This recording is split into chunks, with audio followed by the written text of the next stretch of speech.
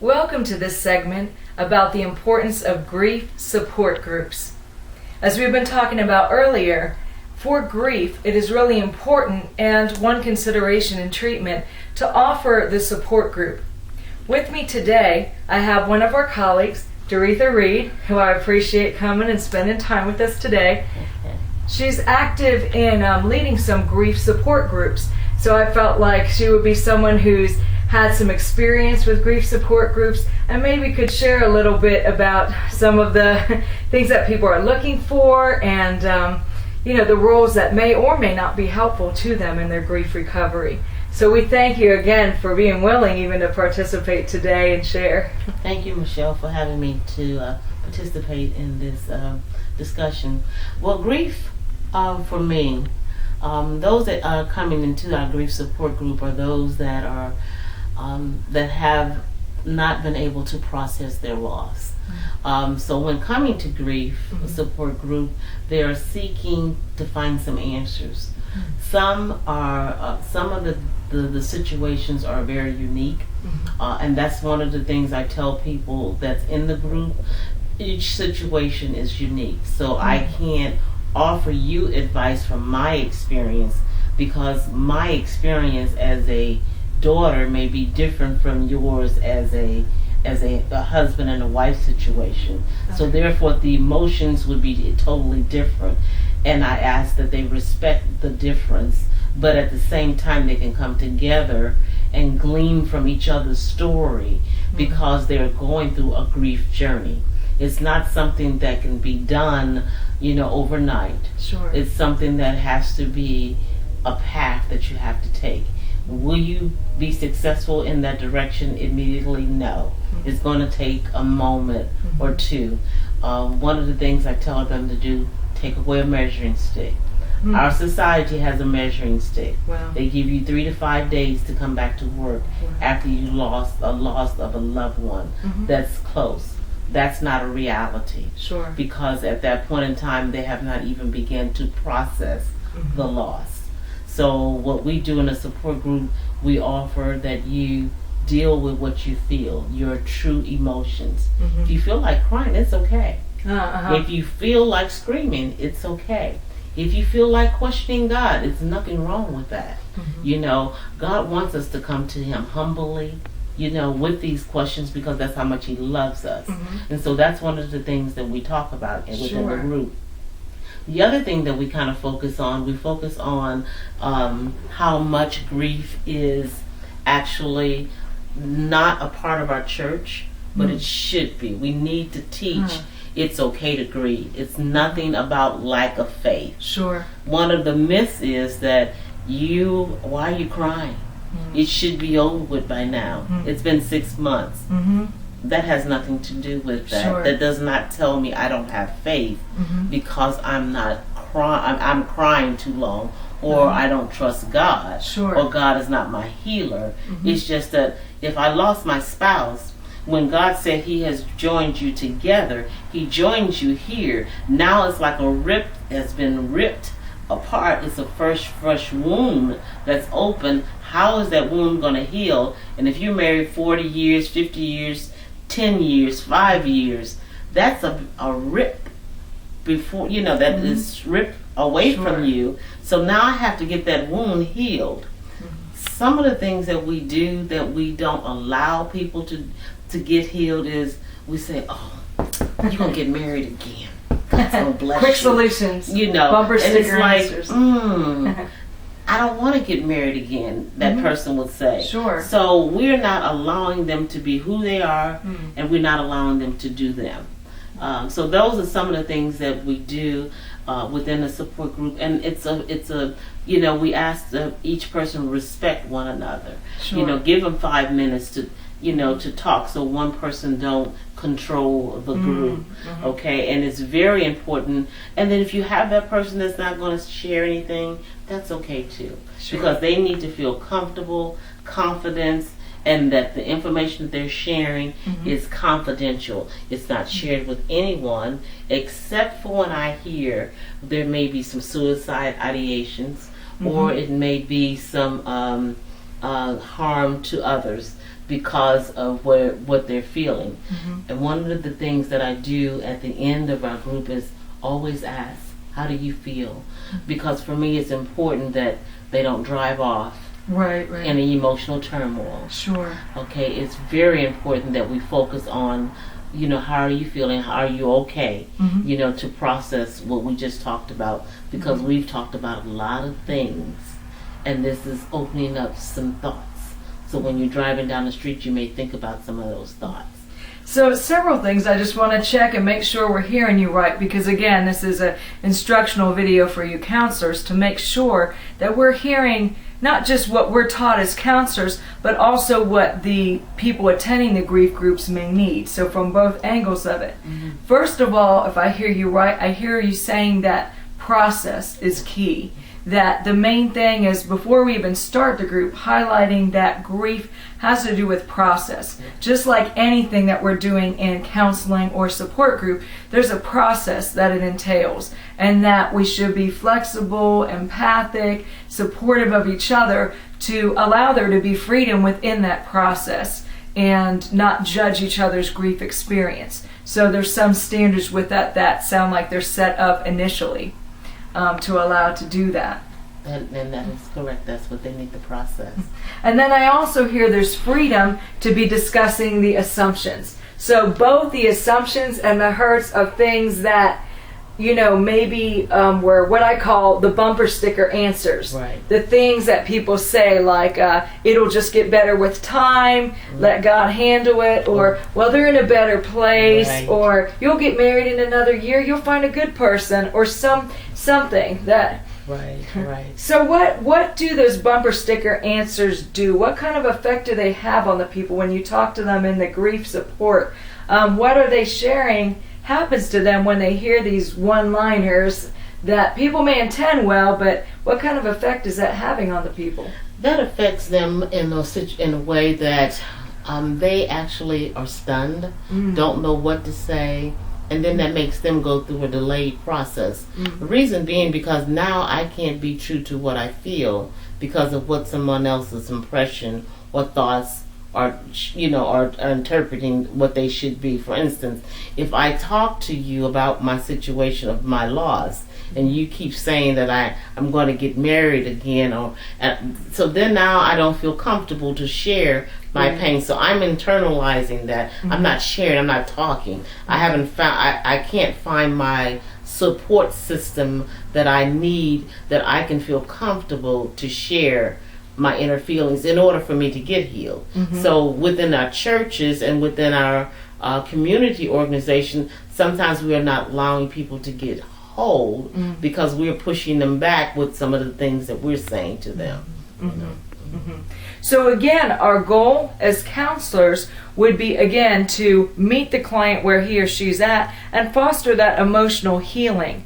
Sometimes the very things we think are helpful, giving a quick answer or advice, may actually be pushing them away. So we're wanting to find out, what experience have they already had with grief? What have people told them? What are the things that they found not helpful? So, maybe even helping them setting boundaries with those people about, this is really what I'm needing personally. This isn't helpful to me when this is said or whatever. So even, what are some more helpful things that the people attending the grief group would find more helpful to them than these answers? Anything that they're sharing? Well, their true feelings, their emotions. Deal with what you feel.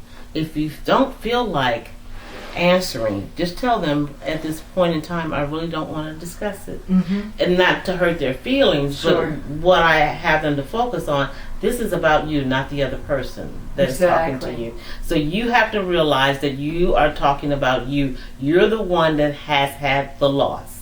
So this is the focus on you. So what do you want to say to that person when they say to you, he's there in heaven? If you feel like saying to them, I know he's in heaven, but that's not where I want them to be, then you need to be able to verbalize that. And that's what we're working through, to allow them to develop the strength to be able to respond back. Or even say to me, as a group facilitator, you're pushing too fast. push me, I don't want to go there yet. And it's okay. Wow. It's okay. They have to learn to express what they need and not allow people to put them into a corner. But you also have to be wise enough to discern that when they're freezing up, that, okay, let me ask you what's really going on with you. What are you feeling? Well, I see some expressions. You have to look at their verbals to see what's going on with their face. Are they just quiet and don't want to share at this point in time? So then you have to start probing and finding out why. And for me, that has to be pretty interesting because we have a variety of different people with different pasts. Some of them may have grown up, for example, in a family where, for example, there was alcoholism, where sharing your feelings wasn't something that was even really permitted, or where there was a possibility to really do that. Or maybe they were taught children are seen and not heard. Right. Or if you're the submissive one, you just don't share anything. Or, well, let me be the caring one in the family and not rock the boat. Let the other people have a louder voice. If I'm really the caring, kind-hearted one, I won't share my own needs. So there's some even other foundational work that may kind of overlap with that, it sounds like. So. That's very true. One of the things that we do, we actually have them to bring something in of their loved one to share within the group.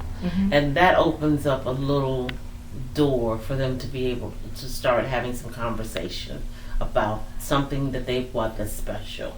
So that allows them to start dealing with some of those hidden feelings that they have not been able to deal with, because why is it special?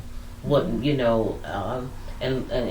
share with the group, why did you even bring that today? Sure. Just to kind of to open up. So again, allowing them to see that it's okay to start talking, and even those deep things that's hidden within, it comes out. It comes out in the form of, because now we have those that have not dealt with grief maybe 18, 20 years Sure. that are dealing with another grief, but in that comes up, well, you know what, we didn't have grief support 20 years ago. So now, but I'm still feeling my same emotions, and now I'm going back to the 20 years ago, and even that comes to a point where they're not dealing with this grief, the new grief, they're going back to deal with the old grief. Wow. So all those layers kind of compile on top of each other. Exactly. And that's just a lot, for them to actually deal with, a lot of different layers there. Exactly. So providing some emotional support, kind of overcoming those past, messages, giving freedom for them to share what they need. But I also hear then a grief support group may entail people with many different, self-messages about what they feel is best for them. And I think that can be challenging for them to be sharing with other people, because sometimes what people may not understand, from one day to the next, maybe that particular day, Mary, for example, she may, want to be by herself for a while and just say, please leave me alone. And if that family member or even another group member tries to go ahead and sort of pull her towards, oh, you need to get out there, Mary, get out there, get in some social groups, get in this thing. Maybe she needed that time to be alone for a little while, and that wasn't a bad thing. Vice versa, maybe another person might actually need a little push to get out there, and if they're isolating themselves. So really being sensitive to some of those, and that they can even change from moment to moment or day to day.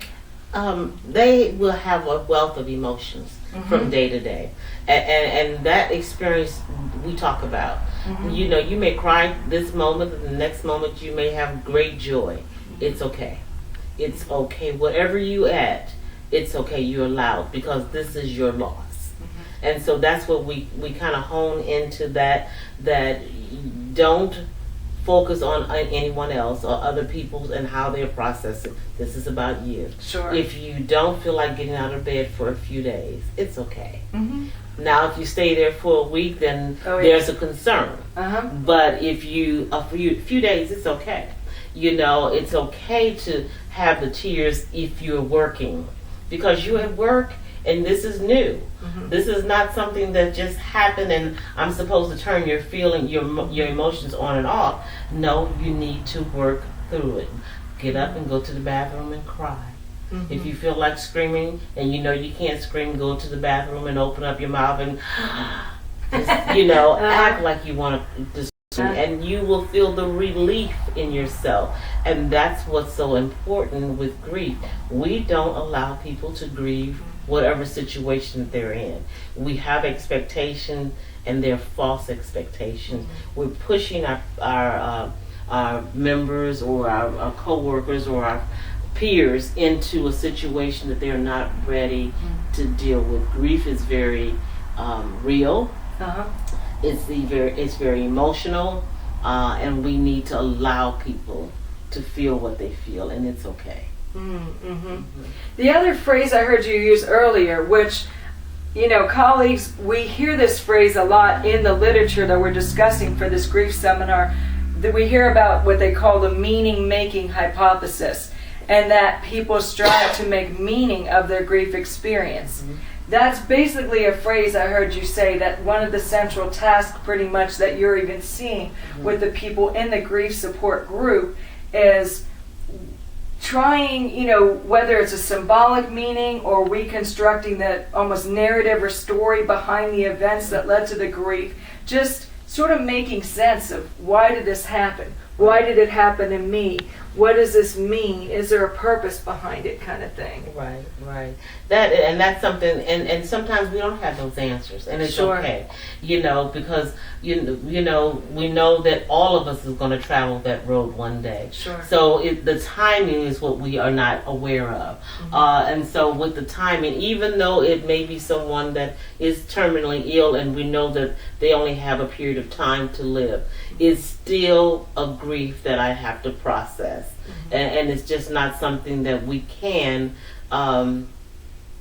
give a cliche answer, or we cannot set an expectation. They're going to, it's hurtful. If I'm sitting here talking with you, and then all of a sudden you're gone, and I talk to you every day for 20 years. And so now you're removed. Who do I talk to? Where do I go from there? So what I've been used to for 20 years, and 20 years times 12, and all of that time, every day, that's a lot of time. So now I tell you 3 days, 5 days, you should be getting over that. Maybe 3 months, maybe 6 months, but 20 years times 12 is a lot of time. Then you think about people building relationships. If I lost my sibling, if it's a pet, whatever, the time is in essence, and it doesn't happen, just because. Now, some people can deal with grief a lot more faster than others, but that's them, and it's okay. We can't determine that you're going to handle grief this way and I'm going to handle it that. There's no book written. If it is, I would like to see it. And I'm not doubting, but I'm just saying we can't say that this is the way it's going to be each step. No.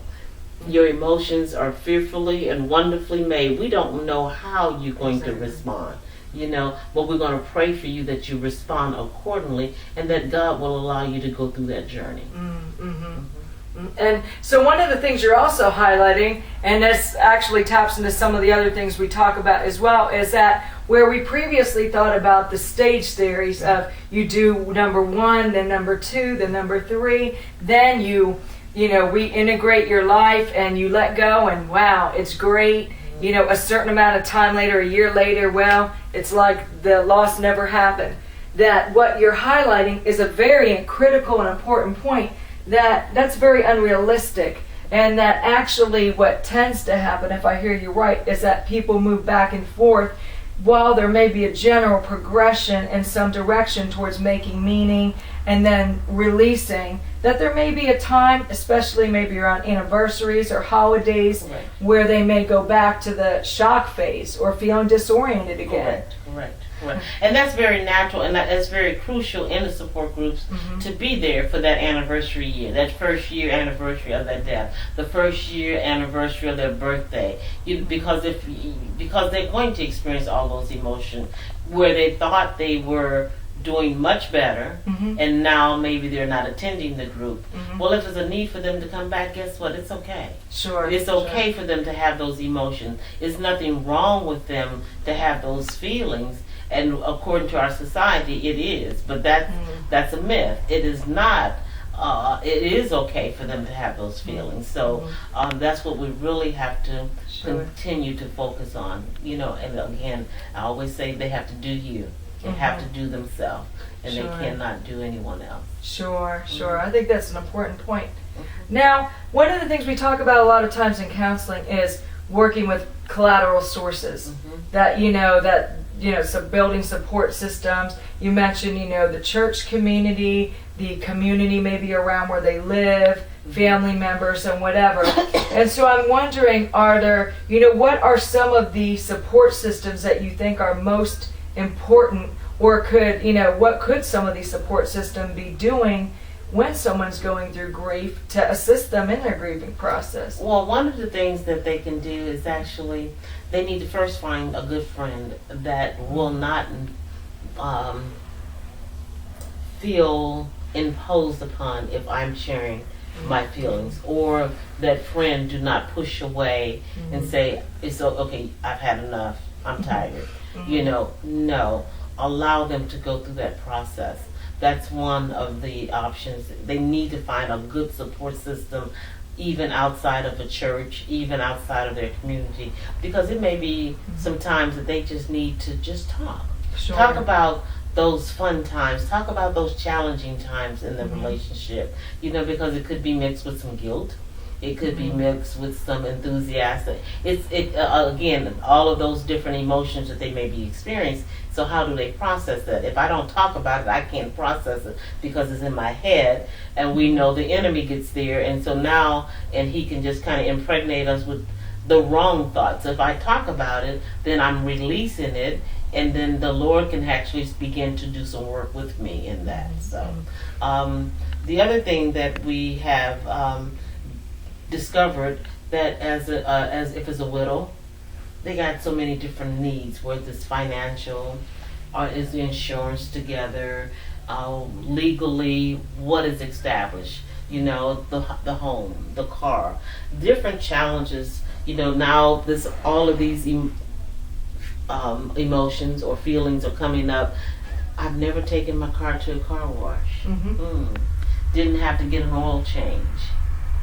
Okay, so how do I deal with that? How do I deal with maintenance in my house if I'm a homeowner? What happens with Social Security? Do I get Social Security? What happened to the medical bills? So a lot of other avenues began to open up, and so when they open, then that still negates them from dealing with their emotions, because now I got to deal with this situation. Sure. So that means their finances may not have been in order. They may not have had an insurance policy. So now I have other pressures. So I have the pressures of what's going on, the grief. I have pressures of the life circumstances without having insurance. I have a job that I have to go to. I have children that are around me. So what are the other support systems? So what I'm beginning to investigate is that we need to be able, especially in the body of Christ, be able to meet some of those needs, where we can offer someone to go cut their grass, or offer to take their car to the car wash, or get the oil change, to kind of meet some of those needs.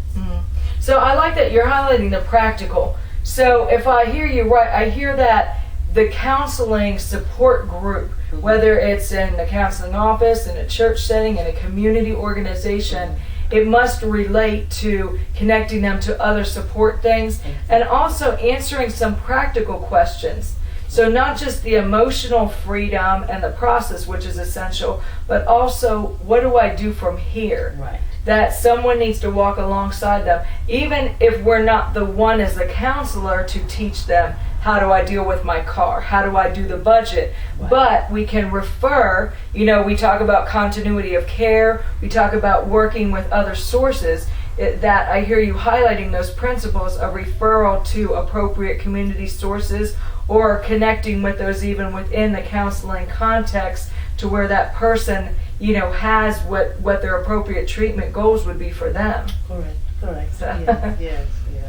Well, it has been so helpful hearing from you about all these details of the grief support group. Anything else that you think would be important, or any other kind of final last words that you would say to anyone working with grieving people? One of the things that the Lord just kind of gave me some insight, as I did a little demonstration to our group, and as I did that, I kind of walked away. But as I walked away, my voice was very strong when I was standing close. And as I began to walk further, then the voice was still talking, but it got further away. As time go on, that's the way that their grief they would be able to deal with their emotions. Okay. It doesn't go away. The thought of that person, the love of that person never goes away. It just gets better as I begin to walk. It's still there. It just gets a little bit easier, because I'm at a distance. It doesn't, because I'm dealing with everyday experiences, everyday life. And so that has kind of been cumbersome and cover up some of the emotions. And I'm learning how to process. I'm learning how to walk. So, yeah. And again, that puts that in the concept of the journey. Yes. That the journey's ongoing, It is. and that there's freedom for whatever that journey looks like this day, this moment, Right. and there's freedom in that healing. Correct. Which also highlights the ongoing nature of the counseling goals, that they need to be flexible and adhere to, what's helpful for each client, Right. whether it's individual or within the group, that the group dynamics, even from group meeting to group meeting, 1 week to the next, may even change a little bit based on what any one of them's going through at that time. So. And that's true. Each person's grief is unique. No one's the same. And I will continue to emphasize that. So you can't measure this is the way it should be today. Sure. Or this is the agenda that I have today, because again, what have they experienced throughout the week? What was their triggers? What triggered them this week, or what worked for them this week? So that's the same scenario that we always talk about within our support group. Thank you so much, Doretha, Thank for you your for time. having me. Thank you. I'm very thankful for the work that you're doing to help people with grief, and just the response to the needs of the people, to help facilitate the individuals' needs, the needs of the community, and things like that. So that means a lot. Thank you. Thank you. As we had this discussion with Doretha Reed, who does grief support groups in the community here in Columbus, we've learned a lot about what's helpful or maybe not helpful to the people in the grief support groups. As we've talked in our grief seminar here, we found that generally people do better and are more ready and prepared for a grief support group if it's a minimum of 6 to 9 months after the incident that caused the grief to them. They tend to be a little bit more ready to delve into some of those issues. I want to encourage you about remembering some of the important points that Doretha made in this video, since she's working with people with grief support groups. One was the importance of process. Making sure that we package our work with the clients in light of an ongoing process of them walking in a journey. Also, helping be sensitive to the individual needs of what that person has gone through to this process, whether it be the hurts and pains that they've gone through, the bumper sticker answers that people have given them, those one-liners, or whether it be something where they need help with boundary setting and assertiveness. Then finally, we also want to make sure to help connect them to collateral sources and any other things, whether it be in the counseling context or a referral elsewhere, to help them in their own journey of making a meaning and making sense, whatever that would mean for them personally, of their unique grief experience. I want to encourage you as you try to incorporate these variables with your clients.